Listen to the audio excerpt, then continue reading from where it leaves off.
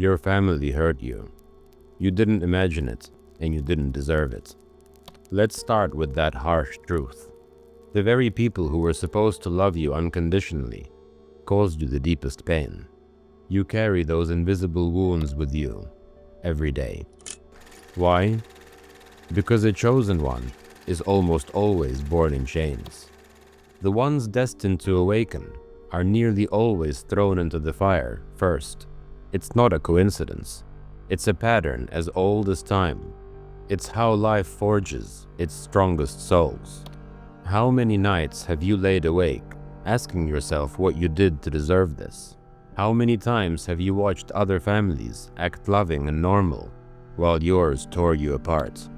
How many times have you bitten your tongue and kept quiet just to keep the peace, even as it felt like a piece of you was dying inside?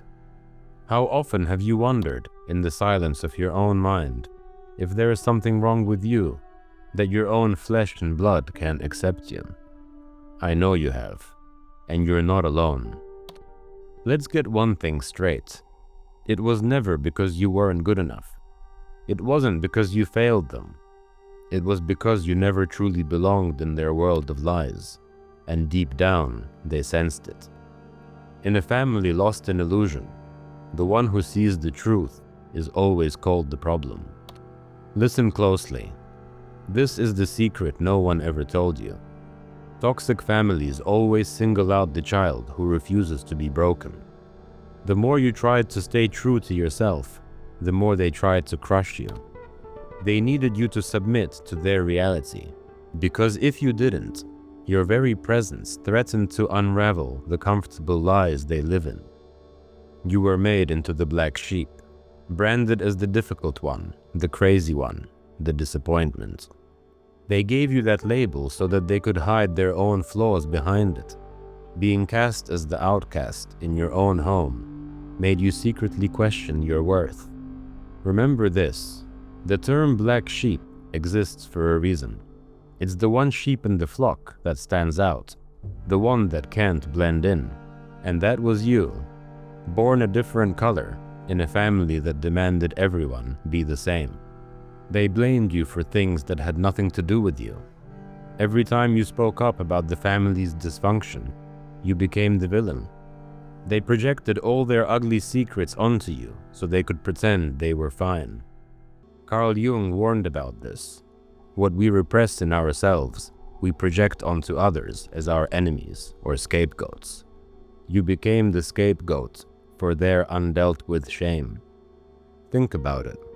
You were punished not for your sins, but for the sins they refused to admit in themselves. You were a mirror, reflecting their darkness, and they couldn't stand to look. So they shattered the mirror instead of facing what they saw. They needed you to be the broken one, so they could feel intact. Imagine a system, a closed, toxic system that runs on denial and fear. In that system, you were the anomaly. You didn't conform. Maybe you asked questions no one else dared to ask. Maybe you refused to play along with the family's lies. That made the system target you as the enemy, the glitch in their matrix. A healthy person looks insane in a sick society.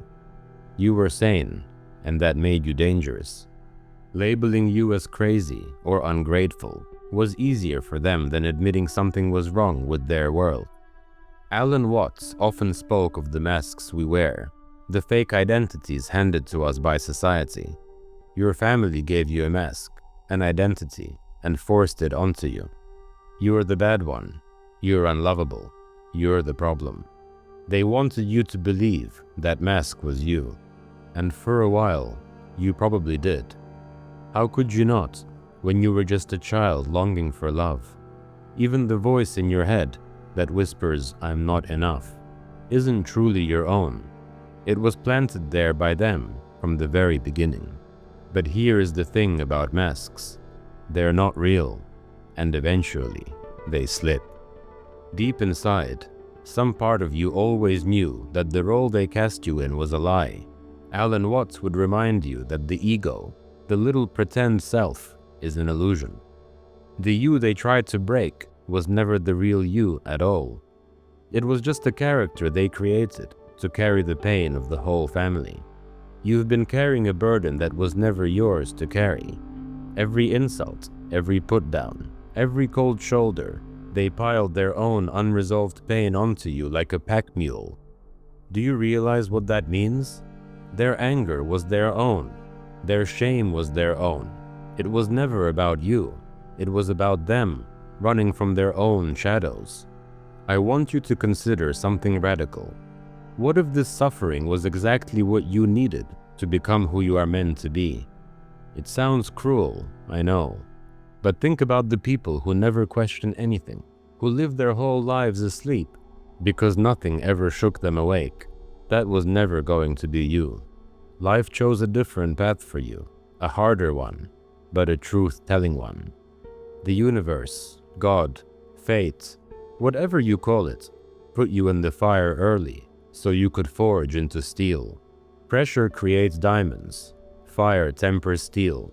Your toxic family was the furnace that tested you, burned away your naivety, and forced you to see through the illusions most people never question. It forced you to wake up. It felt like hell at the time, but that fire was refining you. Yes, it hurt. It nearly destroyed you inside, but it also cracked your ego open. And that crack is where the light of understanding poured in. You've been living in the flames, but those flames have purified you in a way. They burned off the childish hope that the world is always gentle. Now you see reality without its mask, and that sight, painful as it is power. Remember the black sheep? Let's talk about what that really means. Farmers used to consider a black sheep worthless because its wool couldn't be dyed to match the rest. They couldn't force it to conform. Do you see the power in that? Your wool, your soul, couldn't be bleached or colored over. No matter how they tried, they couldn't turn you into another obedient copy. You stayed uniquely you, undieable, real. That made them afraid. Because if you can exist outside their rules, it means their rules aren't absolute. It means their whole way of life could be questioned. People clinging to power, yes, even petty power in a family, hate the one who proves they're not God. And by simply being different, by surviving their abuse without becoming like them, you proved exactly that. Think of every great spiritual teacher or prophet. So many were rejected by their own people. Even Jesus said a prophet is never accepted in his own hometown. It's an ancient pattern. The ones who can see beyond the tribal lies are cast out of the tribe. The Buddha left his father's palace to find the truth, and you, in your own way, are walking that same path of the outsider who finds a greater truth. There is a reason this pattern is repeated in myth and history. The outsider, cast away from the comfortable lie, often holds the key to a new vision. It's a lonely path. I won't pretend it isn't. You've walked through life feeling like an orphan, even with living parents. You've had to parent yourself emotionally, to give yourself the love and validation they refused to. This is an incredibly heavy load to bear. But look at you. You did it. Maybe battered, yes, but you're here, alive, and more awake than they'll ever be. There is a kind of personal alchemy in this pain. Jung called it individuation, the process of becoming your true self, separate from the collective. It often starts with breaking away from family patterns. Like an alchemist, you've taken the lead of your suffering and are turning it into gold. Every wound forced you to dig deeper into yourself. Every betrayal taught you to trust your own soul over the opinions of others. As Jung noted, one does not become enlightened by imagining figures of light, but by making the darkness conscious. Slowly, the chains they put you in are falling off. You're starting to realize that you owe these people nothing. Not your identity, not your silence, not your loyalty to their dysfunction. You can love them from a distance, or not at all, but you are not obligated to continue the cycle. Your life is yours to live, That realization is you stepping out of the role of victim and into the role of the creator of your own destiny. In that moment, you reclaimed your power. Alan Watts often explained that suffering is most intense when we try to resist it. You spend years resisting, fighting, pouring your energy into trying to earn love from those who withheld it, like a prisoner begging the jailer for mercy. But freedom began the day you stopped needing their approval. The moment you looked at yourself and said, "I know my own worth, even if they never do." A door opened. You started detaching from the toxic game. Detachment doesn't mean you stop caring. It means you stop being controlled. You can feel love, compassion, even pity for your family without letting their chaos drag you down. To be in the world, but not of it, as the sages say. You see their behaviors, but you no longer take them personally. Their darts can't pierce you like before, because you no longer identify with the target they think they're hitting. For perhaps the first time, you feel truly untouchable in the face of their attacks. And here is another secret. When you stop playing the role, the game falls apart. They may still try to provoke you, but it doesn't work like it used to. You've changed the only part of the system you ever had power over, yourself. Now their words ring hollow. The old triggers don't get the same reaction. You've become, in a way, invisible to their attacks, because the you they were attacking was a phantom all along. What's left is the real you, emerging from the rubble of that old life. Who is that real you? It's the one who watches, quietly from deep inside. The awareness that survived all the lies and abuse. Alan Watts would say that beyond the drama of our roles, we are the undying consciousness, the part of you that was never truly harmed, only hidden. The core of you is finally waking up and taking over. Now you see that being the black sheep was a gift, not a curse. It set you apart for a reason. You were never meant to graze mindlessly in their pasture. You were meant to roam free, to discover new land, to seek truth beyond the farm fence. The very isolation that made you cry yourself to sleep has become the solitude where you find your power. In the darkness of rejection, you learn to see the light on your own.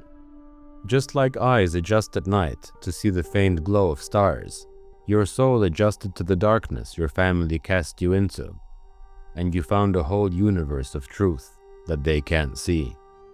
In that darkness, you discovered a brilliance within you that would have remained unseen in the daylight.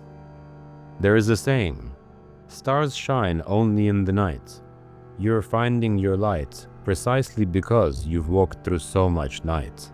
This is the awakening, realizing that you are not who they said you were, breaking the illusion of that false self and stepping into the vast, unknown truth of who you really are.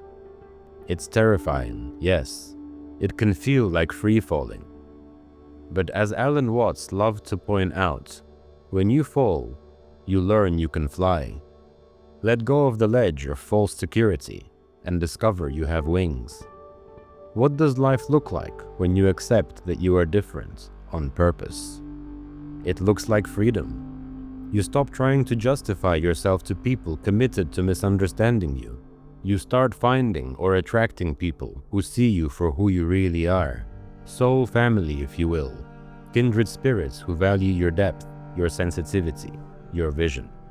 Once you drop the weight of your biological family's judgment, you make space to connect with those who truly resonate with you.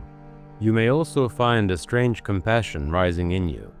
Not the childlike hope that they'll change, something else. An understanding that they hurt you because they were hurting, because they were afraid, ignorant, maybe carrying their own childhood wounds. This doesn't excuse what they did, but it lets you release the anger so it doesn't poison you. You can wish them healing in your heart, even as you keep your distance and protect your peace. At the end of the day, your toxic family taught you, by negative example, exactly who you don't want to be, and that clarity about what not to do how not to live is worth its weight in gold. In showing you their darkness, they pushed you to seek your own light. They showed you the cage, and in rejecting it, you learned how to be free. In a way, they gave you an inadvertent gift, the drive to define yourself on your own terms. So why do chosen ones always have toxic family members? Because fire forges steel. Because a comfortable life seldom produces a deep soul. Because darkness reveals the stars. Because only by being shown everything love is not, could you finally understand what love truly is. You were chosen not to inherit their pain, but to break the pattern and turn pain into wisdom. Now you stand at the dawn of your own life, scarred but strong.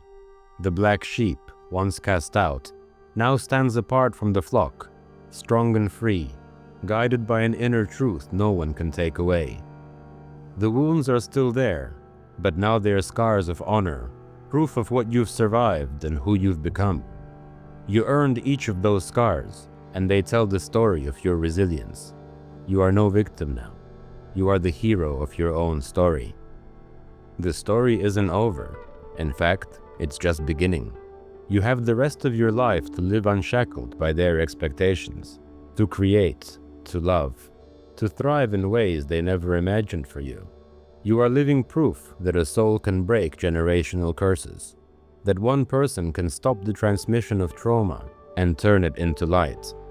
So embrace your path, strange and solitary as it may feel. The further you walk from their shadow, the more you step into your own light. And one day, you might even find gratitude for the role they played, unintentional as it was, in awakening the incredible strength within you. Every step you take forward is a choice to heal and to live on your own terms. Now, I want to hear from you. Have you lived through this furnace of family and found your own awakening? Share your story in the comments. Your truth might just be the spark that lights someone else's way out of the dark.